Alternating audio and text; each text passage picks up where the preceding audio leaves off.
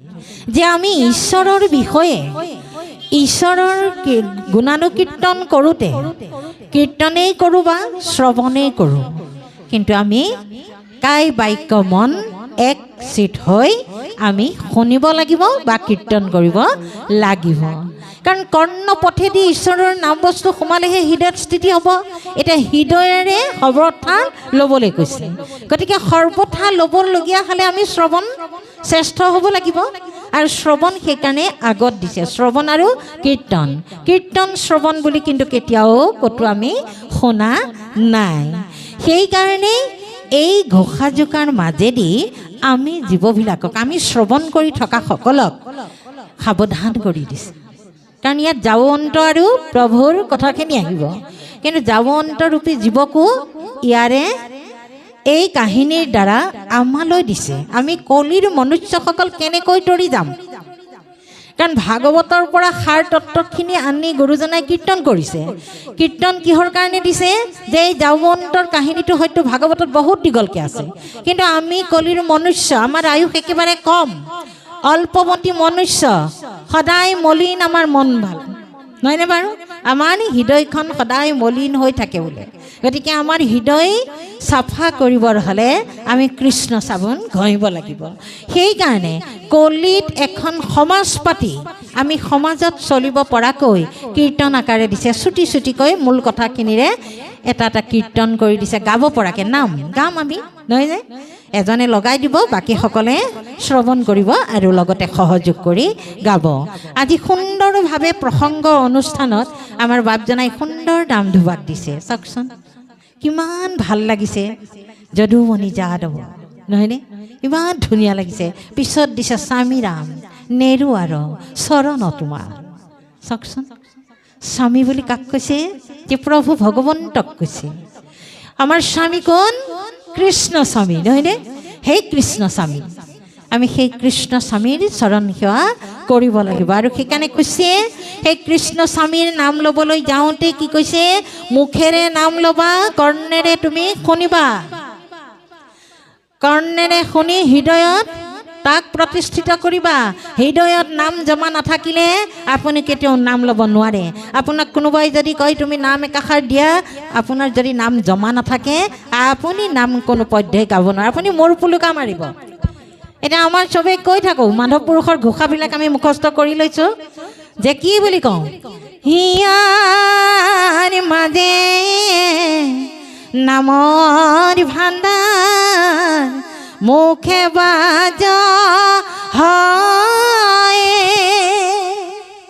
আমি নিজে গাইছোঁ, মাধৱ পুৰুষে লিখি থৈ গৈছে, আমি মুখস্থ কৰি লৈছোঁ যে হিয়াৰ মাজতে নামৰ ভাণ্ডাৰ আছে। আমি জানিছোঁ, কিন্তু ভাণ্ডাৰটো আমি বনাইছোঁ নে নাই?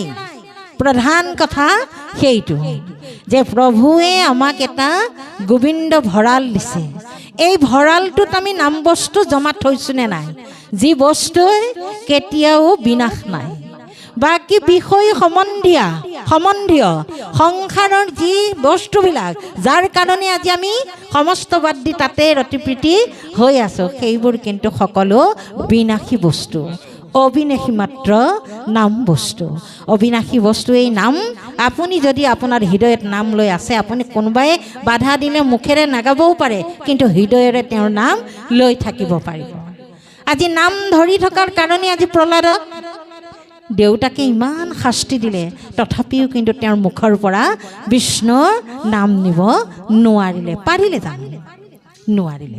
ইমান তত্ত্ব কথাবিলাক আমাক দিয়াৰ পাছত আমি আকৌ কি কৰোঁ বাৰু? গতিকে এতিয়া সেই ঘোষাজোকাৰ তাকে অৰ্থ কৈছে যে হৰিৰ চৰণ চিন্তিবলৈ কৈছে হৃদয়ত সৰ্বথা। আৰু কেনেকৈ কৈছে?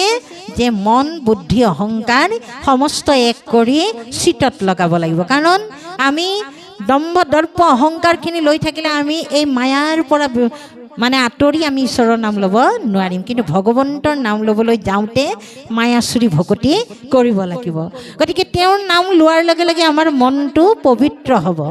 আমাৰ মনত আছে সেইবোৰ, কিন্তু সেইবিলাকে আমাক ক্ৰিয়া কৰিব নোৱাৰিব। সেইকাৰণে সাধু সন্তই সংসাৰো কৰিছে, বিষয়তো আছে, কিন্তু তেওঁলোকে হাতে কাম মুখে নাম লৈ আছে, তৰি গৈছে। গতিকে আমি সেইটো ল'ব লাগিব। এতিয়া হেনতুতি বাণী শুনি দৈৱ কীৰ্তনই চাইলা দায়া দৃষ্টি ভকতক কৃপাময়। এতিয়া ভকত বুলি কাক কৈছে? এই কাহিনীৰ দ্বাৰা ইয়াত জামৱন্তক কৈছে। প্ৰভুৱে দৈৱকী নন্দন দেৱে কি কৰিছে যে এই স্তুতি কোনে কৰিছিল? জামৱন্তই স্তুতি কৰিছিলে। যে ভগৱন্ত গৈছে, ওলাব ইয়াত কথাখিনি।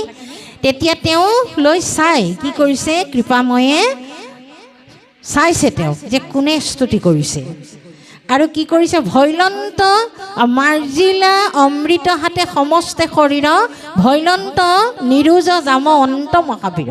তেওঁতো সেৱা কৰি আছে, তেওঁক দেখাৰ লগে লগে স্তুতি কৰি আছে আৰু লগে লগে ভগৱন্তই চাই তেওঁক আশীৰ্বাদ কৰি গোটেই গাটোত হাতটো বোলাই দিছে সুন্দৰকৈ। ইয়াৰ পাছত মেঘৰ গম্ভীৰ ধ্বনি দিলা সমিধান,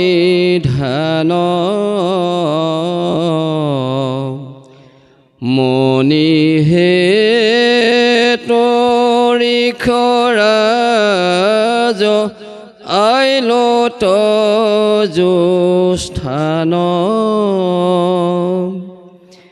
তুমি আনি আছা মহা মনীষ মন্তক,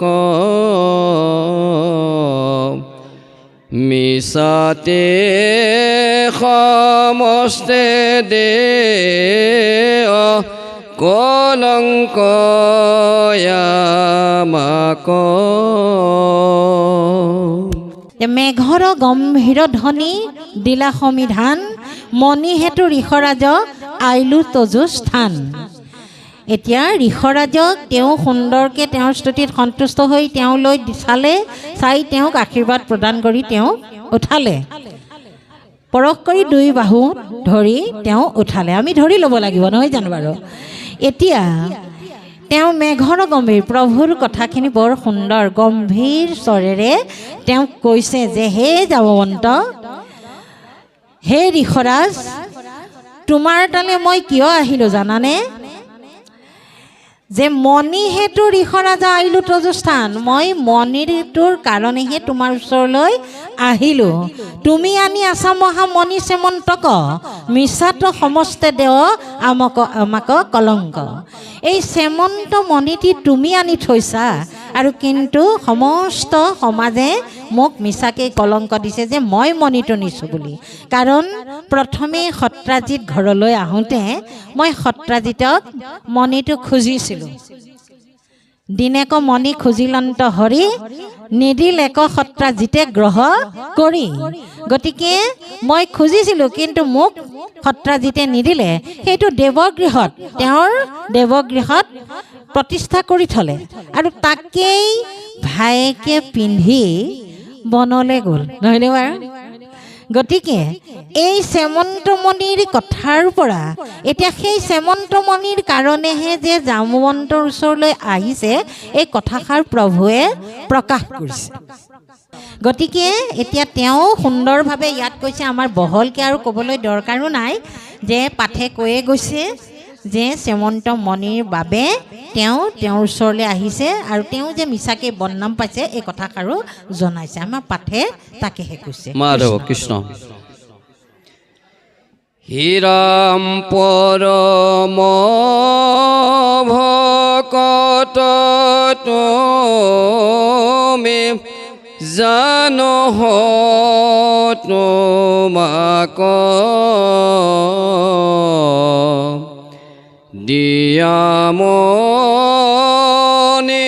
মোক মই নেওদাৰ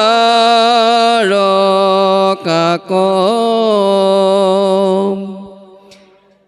গুচুক দূৰ যখ দেখাও লোকত প্ৰত্যয়, শুনিয়া নন্দিত যা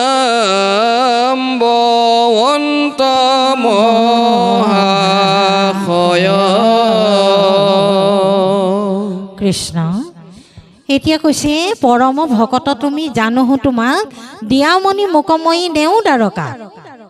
ভগৱন্ত ইমান সুন্দৰকৈ গম্ভীৰ স্বৰেৰে কৈছে যে তুমি পৰম ভকত মই জানো, সেইকাৰণে মই তোমাক ভাল ভাৱনাৰে তোমাক খুজিছোঁ, তুমি মণিটো আনি থৈছা মোক দিয়া, মই মণিটো লৈ দ্বাৰকালৈ লৈ যাওঁ আৰু তাত মই দিওঁগৈ তেওঁলোকক যে মই মণিটো নিয়া নাই, কিন্তু মই উদ্ধাৰ কৰি আনিছোঁ, এই কথাষাৰ মই জনামগৈ।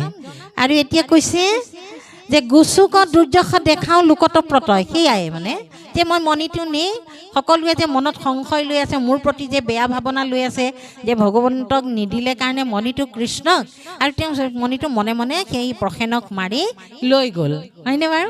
এই বুলি ভাবি আছে। গতিকে শুনি আনন্দিত যাওঁ অন্ত মহাশয়। আৰু এই কথাষাৰ শুনাৰ লগে লগে সেই একান্ত পৰম ভকত যাব অন্তই আনন্দিত হৈছে বুলি কৈছে কৃষ্ণ। আমাৰ আয়োগকে আপোনালোকক ইতিমধ্যে বিষয়ৰ ওপৰত আলোচনা কৰিছে, আৰু আমি গম পাইছোঁ যে এইটো এটা বিশেষ এটা কাহিনী বা এখন ছবি। গুৰুজনে আমাক শ্যামন্তক মণিটোৰ লগত সংগতি ৰাখি ভগৱন্তৰ ভকত ঋষৰাজৰ বা জাম্বৱন্ত বীৰৰ আৰু ভগৱন্তৰ এটা সম্বন্ধ ঘটালে। কথা হ'ল যে এই কাহিনীটোৰ পৰা বাস্তৱিক জীৱনত আমাৰ কি ল'ব লগা আছে, বা ইয়াৰ পৰা আমাৰ বাস্তৱিক জীৱনত আমি কি কথা আলোচনা কৰিম, বা আমাৰ পাৰ্থিৱ জীৱনটোৰ কাৰণে আমি যিটো জীৱন লৈ জগতত জন্ম লাভ কৰিলোঁ, সেই জীৱনটোত এই পাঠবিলাকৰ জৰিয়তে আমি কি ল'ব লগা আছে, কি শিকিব লগা আছে, বা আমাক ই কি দিব বিচাৰিছে। কেৱল আমি কাহিনীভিত্তিকভাৱে আলোচনা কৰি গ'লে হ'বনে, নে ইয়াৰ অন্তৰালত থকা অন্তৰ্নিহিত কথাবিলাক আমি আলোচনা কৰিলে ভাল হ'ব? হয় কৃষ্ণ, আমি কণমান আগবঢ়াব কাৰণে খাতিছোঁ বাপে। কিন্তু ইয়াৰ মাজতে সঁচা ভাল কথা এটা ওলাইছে। এতিয়া শ্যামন্ত মণিনো কি? এই শ্যামন্ত মণিৰ কাৰণে ইমান খলকনি কিহৰ পৰা লাগিছে? আৰু যদি শ্যামন্ত মণিটো যদি আমি এটা দিব্য মণি বা পোহৰ থকা এটা বস্তু ৰত্ন বুলি যদি ভাবোঁ, তেতিয়াহ'লে আমাৰ সেইটো ভুল হ'ব। শ্যামন্ত মণি যি মণিৰ কত মহিমা অপাৰ বুলি কৈছে, নহয়নে বাৰু? যি মণি য'ত থাকে কিমান বুলি কৈছে, অষ্টবাৰ দিনে কিমান, মানে য'ত নেকি বিঘিনি নাথাকে, ব্যাঘ্ৰ সৰ্প ভয় একো উপসৰ্গ তালৈ আহিব নোৱাৰে, সেই স্থান ক'ত? সেয়াই হৈছে বৈকুণ্ঠ, নহয়নে বাৰু? এতিয়া আমি বৈকুণ্ঠ আমাৰ হৃদয়ত আছেনে নাই? আৰু বৈকুণ্ঠত যদি আমাৰ পৰম প্ৰভু ভগৱন্তক আমি স্থিতি কৰিব পাৰিছোঁ, সেই নাম বস্তুৱেই হৈছে আমাৰ শ্যামন্ত মণি। আমি নাম বস্তু হৃদয়ত ধাৰণ কৰিব পাৰিছোঁনে নাই? আজি নোৱাৰিলে যে, নোৱাৰাৰ কাৰণে আজি প্ৰসেন আৰু সত্ৰাজিতৰ কি অৱস্থা হ'ল, সেই তাৰেই আলম লৈ আজি 9টা অধ্যায় শ্যামন্ত হৰণৰ। যে সত্ৰাজিতে সখা সূৰ্যই শ্যামন্তমণি দিছে বুলি কৈছে, নহয় জানো? এটা মানে আমাক কাহিনীৰ আকাৰে আনিছে। আৰু তেওঁ আনি কি কৰিছে, শ্যামন্তমণি অহাৰ লগে লগে গোটেইখন দিব্য ভগৱন্ত মানে কি সূৰ্যটো নামি আহিল বুলি প্ৰজাসকলে ভাবিছে। কিন্তু প্ৰভুৱে কৈছে নহয়, এয়া সত্ৰাজিত আহিছে, আৰু অহাৰ কাৰণে এইটো পোহৰ হৈছে। সেই মণি বোলে তেওঁ হাতত লৈ আহিছিলে, কিন্তু এতিয়া সেই মণি আমি ক'ত ধাৰণ কৰিব লাগিব? আজি ভকতে আজি জামৱন্তক পৰম ভকত বুলি কৈছে, তেওঁ প্ৰভুৰ সেই নাম বস্তু শ্যামন্তমণি তেওঁৰ হৃদয়ত আছে, আৰু নামেৰে তেওঁ উজ্জ্বলিত হৈ আছে, সেইকাৰণে ভগৱন্তই চিনি পাইছে। আৰু সেই মণি যে খাওঁতে বওঁতে বা কিবা বেয়া কাৰ্যত ব্যৱহাৰ, এতিয়া আমাৰ আছে নহয় কৃষ্ণ নাম লৈ, প্ৰভুৰ নাম লৈ আমি বহু কিবা কিবি বেলেগ কৰি ফুৰা আছোনে নাই? তামোল গছত যদি উঠিবলৈ গৈছে, চুৰ কৰিবলৈ গৈছে, কিন্তু কি কয়, কৃষ্ণ বচাবা আৰু, নহয়নে বাৰু? কিন্তু কেতিয়াবা বাচে, কেতিয়াবা হয়তো তেওঁ বিপদতো পৰিব পাৰে। আজি প্ৰসেনে সত্ৰাজিতে সেই মণিটোৰ মূল্য বুজি নোপোৱা কাৰণে কি কৰিছে, কণ্ঠত বোলে পিন্ধি গৈছিল, কিন্তু কণ্ঠত দেখা চাৰকে মণিটো পিন্ধি গৈছিল নে কি? পাঠৰ মতে পিন্ধিয়ে গৈছিল, হয়নে বাৰু? জিলিকি গৈছে, কিন্তু সিংহই তাক মাৰি আজুৰি লৈ গৈছে। গতিকে সেই মণি পিন্ধি হিংসা ধৰ্ম কৰিবলৈ গৈছে, মৃগয়া কৰিবলৈ গৈছে। গতিকে সেইকাৰণে সেই মণিয়েই তেওঁৰ কাল হ'ল। আৰু জাম্বৱন্তয়ো আকৌ যুদ্ধ কৰি আনিলে। কিমান দিন যুদ্ধ কৰিছে, এইটো যুদ্ধৰ পাছৰ কাহিনী হৈছে। গতিকে মণিটো আনি পেলাই ভগৱন্তৰ লগত যুদ্ধ কৰিছে। তেওঁৰ যিটো নেকি মায়াময় মনোভাৱনাৰ যি দম্ভ দৰ্প অহংকাৰ, ময়েই বলৱান বুলি তেওঁ, আৰু তেওঁৰ আগৰ পূৰ্বজন্মৰ বাৰু বৰত আছে যে মই তোমাৰ লগতে সমকক্ষ এজন বীৰ বিচাৰি আছিল। সেইকাৰণে ভগৱন্তই তেওঁক সেইখিনি কৃপা কৰিলে। গতিকে কৃপা কৰাৰ পাছত তেওঁৰ সমস্ত বেয়াখিনি প্ৰভুৱে শুহি ল'লে, নহয়নে বাৰু, কাঢ়ি ল'লে। আৰু এতিয়া সেই শ্যামন্ত মণি এতিয়া তেওঁ দেখাচাৰ হিচাপে, তাৰমানে কলংক গুচাবৰ কাৰণে যে নাম বস্তুকে তেওঁ পৰা বিচাৰিছে ভগৱন্তই। গতিকে আমি শ্যামন্ত মণি চিধাকৈ ভাবিলে আমি ঈশ্বৰৰ নামেকে বুজিছোঁ, বাকী অন্য আমি বুজি পোৱা নাই। আমি প্ৰভুৰ নাম বুলিয়ে ভাবিছোঁ। তেওঁৰ নাম লৈ থাকিলে আমাৰ কেতিয়াও বিপদ নাই, কিন্তু তেওঁৰ নামটো অপব্যৱহাৰ কৰিলে কিন্তু আমি বিপদত পৰিব লাগিব। আজি ঈশ্বৰৰ চৰণত সৰ্বধৰ্ম এৰি আমি ঈশ্বৰত আশ্ৰয় লৈছোঁ, এক হৰিনাম ধৰ্ম আশ্ৰয় লৈ আকৌ কি কৰিছোঁ, চাৰিওফালে ইফালে সিফালে গৈ আছোঁ। যে নামত শৰণ ল'লোঁ, কিন্তু কামত কাৰ্যত আমি বেলেগ কৰি ফুৰিছোঁ। তেতিয়া কিন্তু আমাৰ সেই নামেই আমাক আকৌ বিপদ দিয়ে। জানি শুনি আমি আশ্ৰয় লৈছোঁ, আকৌ আশ্ৰয় লৈ কি কৰিছোঁ, সেই আশ্ৰয় পাহৰি গ'লোঁ, অন্যফালে আমি গমন কৰি আছোঁ। তেতিয়া কিন্তু আমাৰ গমন মানে কি, গৈ যে মই দেখা চাৰকি যোৱাই নাই, আমাৰ বহুতে মনটো আনত দি থাকে। সেই মনটো আনত দিবলৈ নহ'ব। সেইকাৰণে প্ৰথমেই ঘোষাফাঁকিত কৈছে হৰিৰ চৰণ, কি বুলি কৈছে, চিন্তি উচিত হৃদয়ে সৰ্বথা। এই ঈশ্বৰৰ নাম হে ল'বলৈ কৈছে, বাকী আমাক একো ল'বলৈ কোৱা নাই। কৃষ্ণ হীৰাম তান কন্যা ৰত্নয়াছে নাম জাম্বৱতী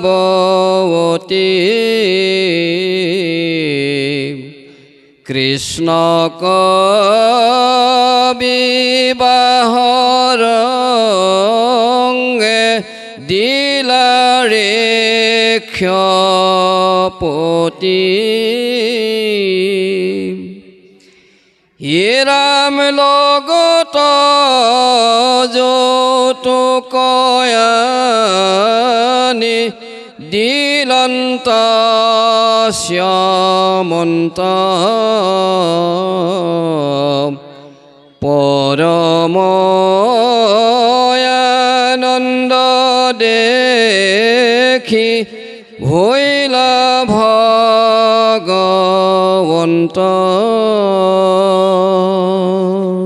কৃষ্ণ। এতিয়া পাঠে কৈছে যে প্ৰভুৱে যেতিয়াই জাৱন্তৰ পৰা এই শ্যামন্তক মণি খুজিলে, আৰু খোজাৰ কাৰণে তেওঁ এনেকুৱা আনন্দিত হ'ল, হৈ তেওঁ কিন্তু প্ৰকৃততে মণিটো ভগৱন্তক দি দিয়া নাই।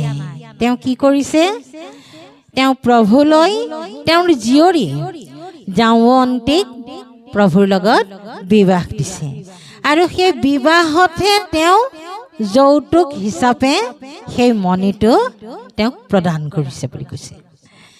এতিয়া কৈছে লগতে যৌতুক আনি দিলন্ত শ্যামন্ত পৰম আনন্দ দেখি ভৈল ভগৱন্ত। ভগৱন্তই আনন্দ প্ৰকাশ কৰিছে যে তেওঁৰ জীয়ৰীকো বিয়া দিছে, আৰু লগত সেই শ্যামন্তটো যৌতুক হিচাপে দিছে। গতিকে আমি পাঠৰ মতে এনেকৈয়ে বুজিছোঁ।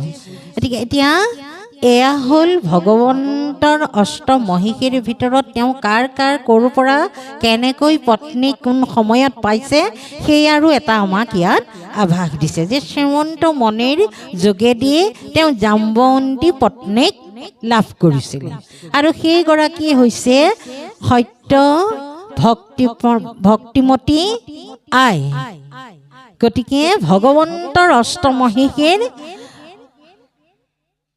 কথা ক'বলৈ গ'লে বহুত আছে, কিন্তু সেই সকলৰ যি স্বভাৱ চৰিত্ৰ সেইখিনিও আমি ল'ব লাগিব।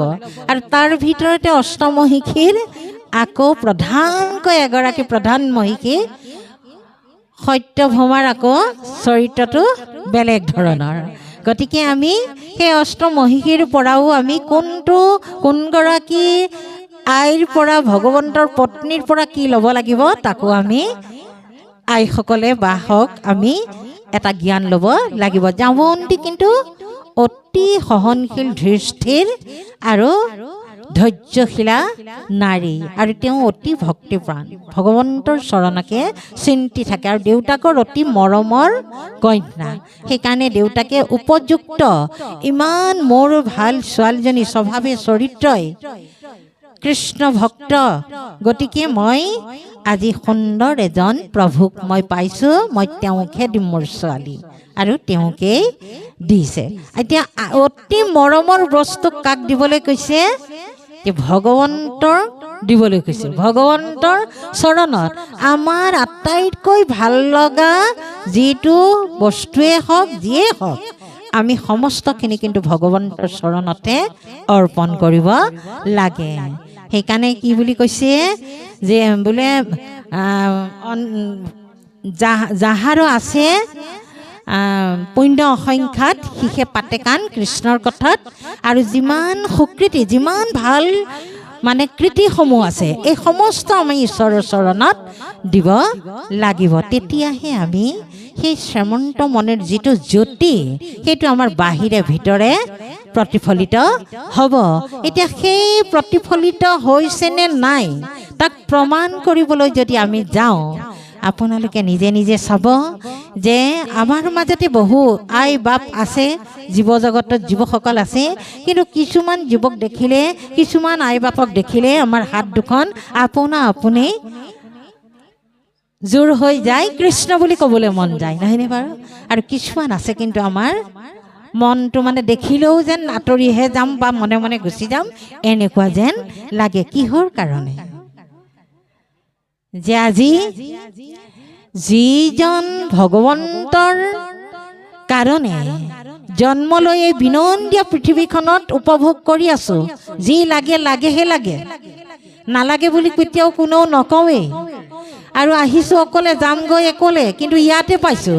এই ইয়াতে পোৱা এই ঐশ্বৰ্য বিভূতিখিনিতে লাগি আমি ৰতি প্ৰীতি ৰাখি আমাৰ মনটো কলুষিত কৰি আৰু নিজৰো আয়ু ব্যৰ্থে নিয়াই গৈ আছোঁ, কিন্তু আমি গমকে পোৱা নাই।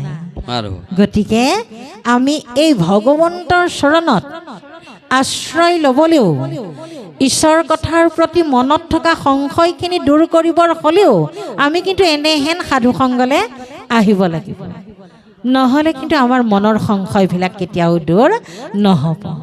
সেইকাৰণে কৈছে সাধুসংগে মূৰ কথা শুনে যিটো নৰ সাধুসংগে মূৰ কথা নুশুনে যিটো নৰ জীৱন্ততে মৰা সিটো অধম পামৰ বুলি কৈছে। এই সাধুসংগলৈ নহালৈকে আমাৰ মনৰ সংশয়বিলাক কেতিয়াও দূৰ নহ'ব। কৃষ্ণ হে ৰাম গৰ্তৰ বাজত যত প্ৰজায় আছে ৰহি, কৃষ্ণক চাহন্তে বাৰ দিন গৈল বহি, নাখিবাৰ দেখি ভৈলা পৰম দুখিত, নিৱৰ্তি জান দিলা দ্বাৰকা পুৰিত। কৃষ্ণ এতিয়া কৈছে গৰ্তৰ বাজত যত প্ৰজা আছে ৰৈ, কৃষ্ণক চাহন্তে বাৰ দিন গৈল বৈ। কাৰণ ভগৱন্তই য'ত যাওঁৱন্ত আছে সেই গৰ্তত কি কৰিছে? একেচৰে গৰ্তক প্ৰৱেশিলা নহয়, একে বাহিৰত সেনাগন থৈ আহিছে, কাৰণ লগত আহিছিল ন প্ৰমাণ দিবৰ কাৰণে। নগৰীয়াসকলক লৈ আহিছে। গতিকে সেইসকলক বাহিৰত থৈ তেওঁ ভিতৰত সোমাইছিল আৰু জামৱন্তৰ লগত কথা বতৰা হৈ জীয়েকক বিবাহ কৰি ওলাই আহোঁতে কি হৈছিলে, তেওঁৰ সময় তেওঁলোকে বাট চাই আছে, 12 দিন হৈ গৈছে, 12 দিন। গতিকে নাহিবাৰ দেখি ভৈলা পৰম দুখে, 12 দিন হৈ গ'ল, এতিয়ালৈকে দেখোন ভগৱন্ত ওলাই নাকে, কি হ'ল? কৃষ্ণ তাতেই কিবা হ'ল নেকি, নহয়নে বাৰু? প্ৰজাসকলৰ বিভিন্ন প্ৰকাৰৰ চিন্তা মনলৈ আহিছে। নিৱৰ্তিয়া জান দিলা দ্বাৰকাপুৰীত, তেওঁলোকে কি কৰিছে, 12 দিন যেই হৈ গ'ল তেতিয়াই তেওঁলোকে দ্বাৰকালৈ খবৰ দিছে যে নাই, কৃষ্ণ আৰু ওলাই নাহে, আৰু কি হ'ল ক'ব নোৱাৰোঁ, কাৰণ ঋষৰাজৰ গৰ্তত তেওঁ জাপ দিছিল, ভালুকৰ ৰাজ্যত। গতিকে ভালুকে কিজানি মাৰি পেলালে কৃষ্ণক, নহয়নে বাৰু? তেওঁলোকে মনত এনেহেন ভাৱ লৈ তেওঁলোকে দ্বাৰকাপুৰীত এই খবৰটো দিছে বুলি কৈছে কৃষ্ণ।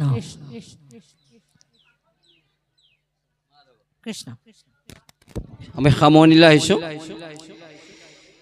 হে ৰাম গৰ্তত পখিলা মনি, হেতু যদুৰাই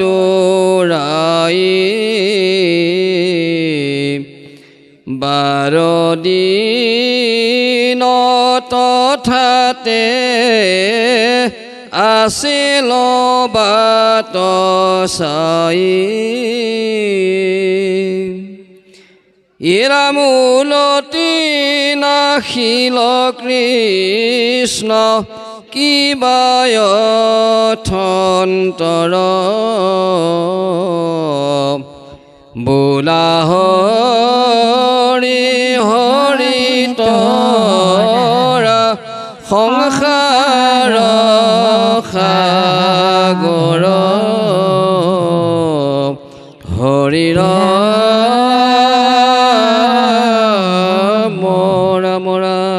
কৃষ্ণ। ৰ'ব, এতিয়া কৈছে গৰ্তক পখিলামণি হেতু যদুৰাই, 12 দিন তথাতে আছিল বাট চাই, উলটি নাখিল কৃষ্ণ কিবা অথন্তৰ, বোলা হৰি হৰি তৰা সংসাৰ সাগৰ। ভগৱন্তই মণি আনিবলৈ গৈ নহাৰ কাৰণে কি কৰিছে, প্ৰজাগণে প্ৰাৰ্থনা কৰি আৰু লগতে কি কৰিছে, বোলা হৰি হৰি তৰা সংসাৰ সাগৰ বুলি এয়া আকৌ পিছত এইখিনি আমাৰ জীৱবিলাকৰ কাৰণে কৈছে যে সংসাৰ গৰ্ত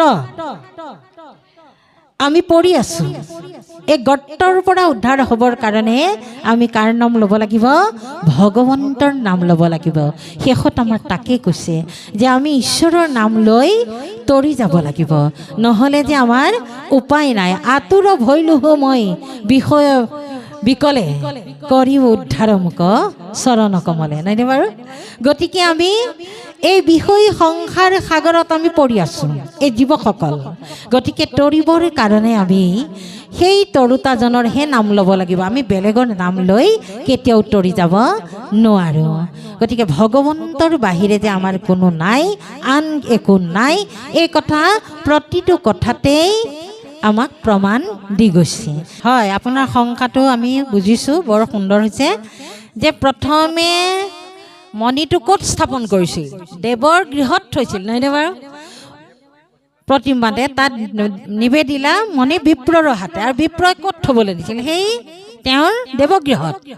কিন্তু তাতহে থকাতহে কৈছিলে যে যিটো স্থানত এই মণিটো থাকে তাক যদি সুন্দৰভাৱে ৰখা হয় তেতিয়াহে এইবিলাকে কামত দিব।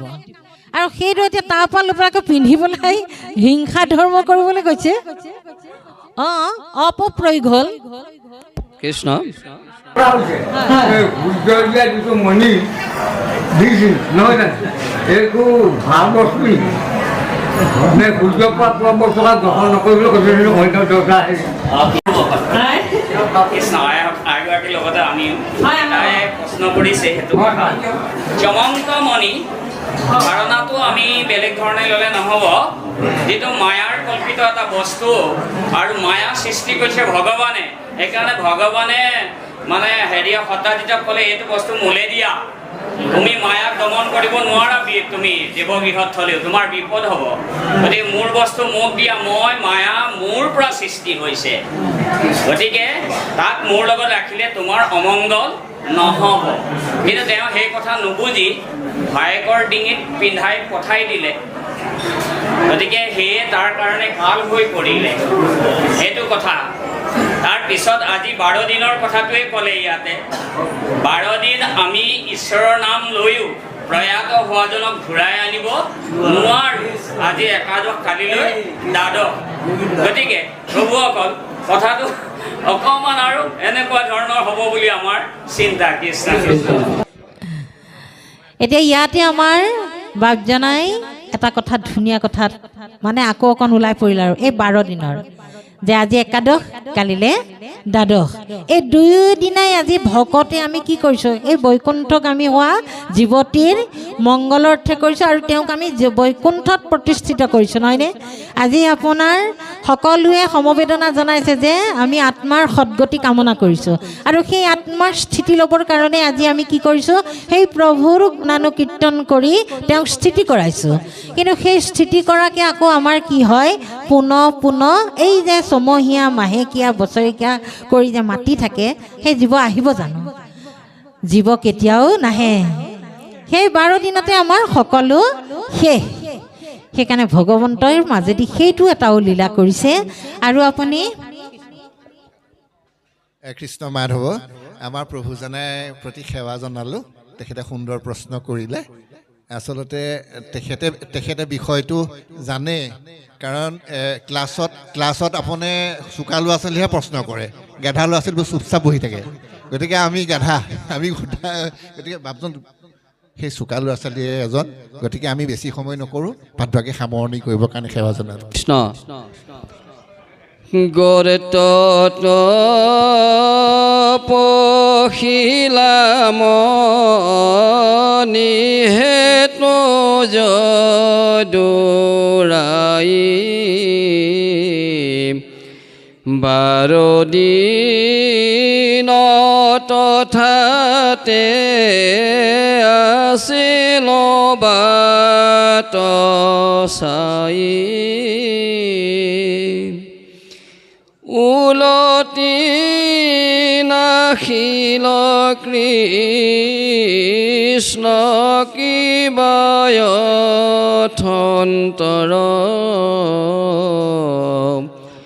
বোলা হৰে হৰে তৰা সংসাৰ সাগৰ